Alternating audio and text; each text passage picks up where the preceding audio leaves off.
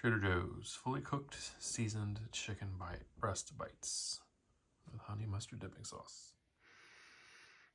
Okay, they smell like they've got a good amount of seasoning on them.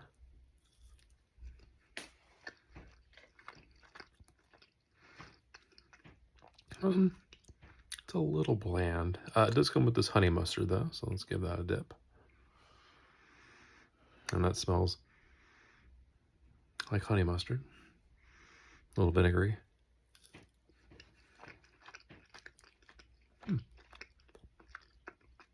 That is better. I'm going to try the chicken warmed up too though, because cold chicken, not the best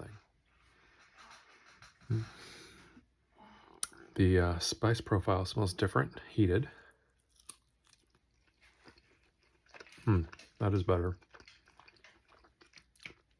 And with the mustard. Okay, yeah. Once heated, these are quite nice. I'm not getting any of the leftover chicken. Sometimes has a weird taste to it. I think they've got it cold enough right away to avoid that. Yeah. Okay, yeah. These as long as they're heated, I'm gonna give them a pass. You might like them cold, but not me.